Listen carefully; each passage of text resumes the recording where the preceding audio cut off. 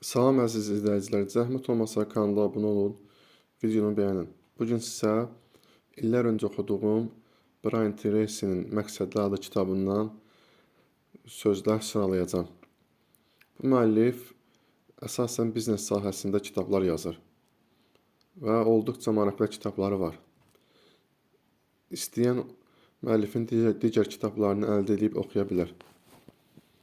Biz isə başlayaq. 1. Psixoloqlar iddia edirlər ki, gördüyümüz hər bir işin məqsədi ətrafındakıların rəğbətini qazanmaq ya da heç olmasa bu rəğbəti itirməmək üçündür. Bu fikirlə razı deyiləm. 2. Tam cavabdehlik götürmədən inkişaf etmək mümkün deyil. Gözəl sözdür. 3. Hal-hazırki ən böyük probleminiz və ya negativlik mənbəyini müəyyən edin. Bu vəziyyət üçün necə cavabdehlik daşıyırsınız? Bizə sual verir. 4.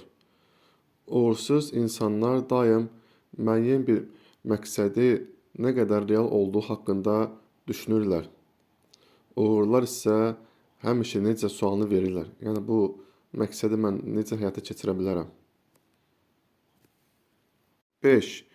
Gördüyünüz işlər daxili dəyərlərinizlə uyğunluq təşkil etdiyində siz son dərəcə xoşbəxt olursunuz. Həqiqətən bunun bir tərsi də var. Əgər gördüyün iş daxili dəyərlərə uyğun deyilsə, insan onda psixoloji cəhətdən sarsıntılar keçirir və özünü narahat hiss edir. 6. Məqsədləriniz dəyərlərinizə və dəyərləriniz də məqsədlərinizə uyğun olmalıdır. 7. Özünə daim sual ver. Həyatı necə yaşamaq istəyirəm? Çox gözəl bir sualdır həqiqətən. Bəzən avtopilotda həyat yaşayırıq, illər keçirir, insan heç hiss eləmir. Amma insan bu sualı daim özünə verməlidir. Necə həyat yaşamaq istəyirəm? 8. Napoleon Hill, bu da bir yazardır, deyir. Hər bir çətinlik və maneənin içində daha böyük mənfəət tohumu vardır. 9. İstənilən yekunlaşmamış iş, stres, qeyri-məmnunluq və hətta uğursuzluğun əsas səbəbidir. Həqiqətən də belədir. 10. Görə bilmədiyiniz hədəfi vura bilmərsiniz. İcra edilmə müddəti olmayan qərar sadəcə müzakirədən başqa bir şey deyildir. Həqiqətən bu da tam doğru bir sözdür. Çünki insan məqsəd qoymalıdır və plan təşkil etməlidir. Ondan sonra o məqsədə uyğun planları həyata keçirməlidir. Yoxsa elə bir xəyal olaraq qalacaq istəkləri. 11. Uğur bəzən problem həll etmək qabiliyyəti adlandırılır. Effektivlik problem həll etmək bacarığıdır. 12. 80-20 qaydasına əsasən maneələrinizin 80%-i sizin özünüzdə olacaq. Yalnız 20% maneələr sizdən asılı olmayan xarici təsirlərdən qaynaqlanmış olur. Amma biz necə yaşayırıq? 80%-i xarici belə deyək, təsirlərə yönəldirik maneəni. 20% isə necə deyim, 20% isə özümüzə yönəldirik. Bizdə tərsinədir. Halbuki maneələrin 80%-i xarici təsirlərdən qaynaqlanır. Daha doğrusu özümüzdən qaynaqlanır. Biz isə onu xarici təsirlərə yönəldirik. 13. Özünə sual ver. Məndə məni geri çəkən nə var? Çox gözəl bir sualdır. 14. Uğur və nailiyyətin əsas maneələri qorxu və tərəddüddür. Bu olduqca gözəl bir sözdür. 15. Qorxu və tərəddüdün əsas zərdabı cəsarət və əminlikdir. Cəsarət və əminlik nə qədər güclü olarsa, qorxu və tərəddüd bir o qədər zəif olar. 16. Problemin həlli yolunu məqsədə çevirin.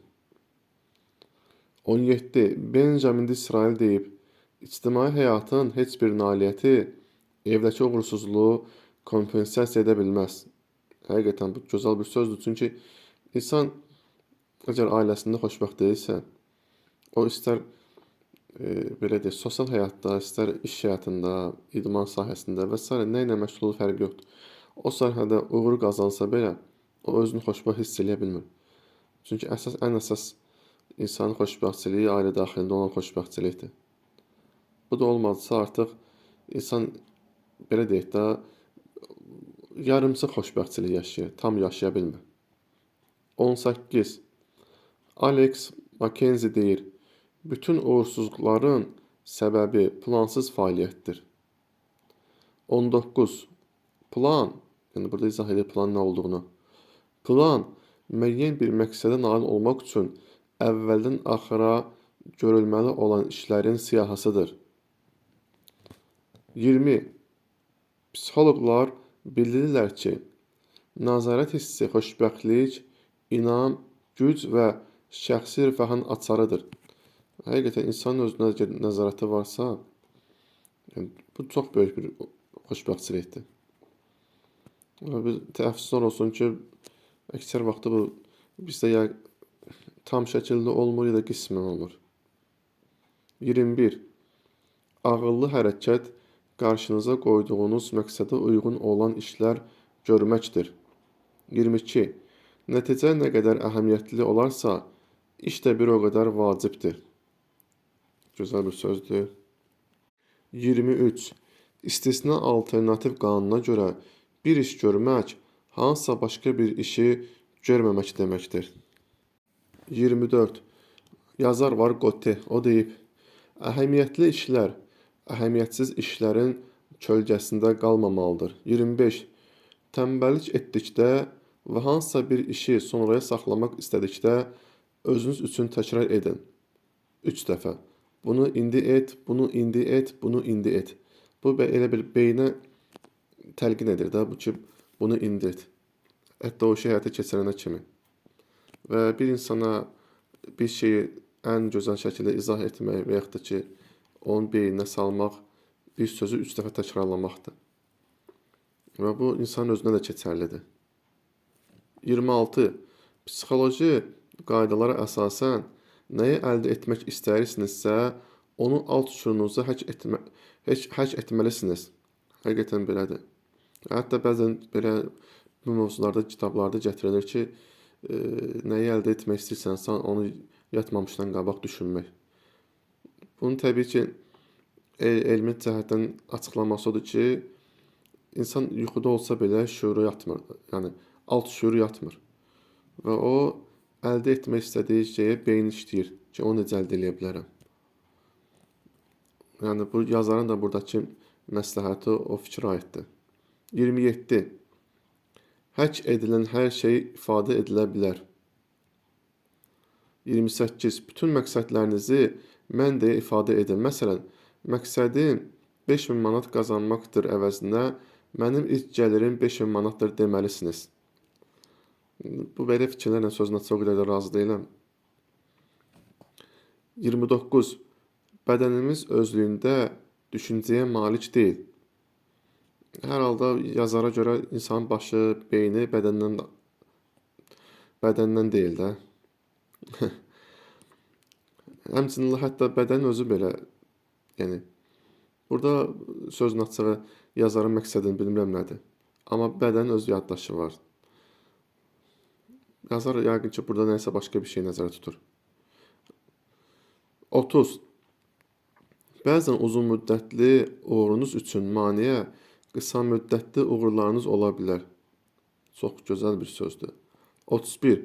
Filosof və alim Buckminster Fuller prosesiya nəzəriyyəsi ilə Robert Ronstadt, biraz adlar çətindir, dəhliz prinsipi adlandırdığı Napoleon Hill ona istinad edərək deyir, bütün uğursuzluq və maneələrdə daha böyük uğur qazanmaq üçün imkan gizlənmişdir. Bayaq keçmişdir bu söz. Həqiqətən elədir. Bəzən hətta uğursuzluq bizim üçün ən gözəl bir hədiyyə olur. Sadəcə biz onu başa düşə bilmirik. Bir neçə qism insanlar var ki, əslində Uğur qazanmış insanlar hər biri belədir.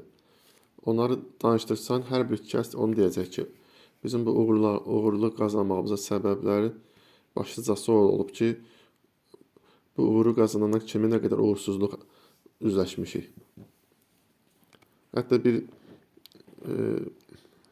jurnalistlərdən biri həyatda uğur qazanmış insana yaxınlaşır, deyir, siz bu vəziyyətə necə gəlib çıxmısınız? Deyir, təcrübələrimlə. Deyir, təcrübələrimiz necə olub? Deyir, düzgün addımlarla. Və düzgün addımlarınıza necə gəlmişsiniz? Deyir, yanlış addımlarla, yanlış təcrübələrlə. Həqiqətən elədir. İnsan yanlışı yaşayır, yanlışı görür, ondan sonra özünü düzəldir. Doğru düzgün başlar addımlar atmağa. Və təbii ki, bu doğru düzgün addımlar atanda da uğur etmək daha asanlaşır. 32. Uğurlu insanlar problemlərə effektiv cavab verirlər. Uğursuz insanlar isə effektsiz reaksiya verir. 33. Elbert Hubbard yazmışdır. Bir daha sınamamaktan başqa uğursuzluq mövcud deyil. Daxilən məğlub olmaqdan başqa məğlubiyyət yoxdur. İstəyin zəifliyindən başqa heç bir mane yoxdur. Çox gözəl bir sözdür, fikirlərdir. Həqiqətən mən də bu fikirlərlə razıyam. Vince Lombardi deyib, məsələ yıxılmağınızda deyil, yenidən qalxıb qalxmayacağınızdadır. Bu da gözəl bir sözdür. Həqiqətən hər bir insan zaman-zaman yıxılır. Məsələn, əgər yıxılmaqla insan oturduğu yerdə qalsaydı, onu da uşaqlıqdan heç gəzməyə öyrənməzdi. Çünki uşaq necə olur? Dəfələrlə yıxılır, qalxır və beləliklə gəzməyə öyrənir. İnsan böyüdükdən sonra da əslində bu prosesi davam etməlidir. Amma təəssüflər olsun ki, çox vaxt yıxılırıq və artıq heç qalxmağı belə düşünmürük. Olduğumuz yerdə qalırıq və potensialımız boşa gedir. 34. Həyatda qaçınılmaz olan yalnız ölüm və vergilərdir. Bu söz Benjamin Franklinə aiddir. Çox vaxt filmlərdə bu söz keçir.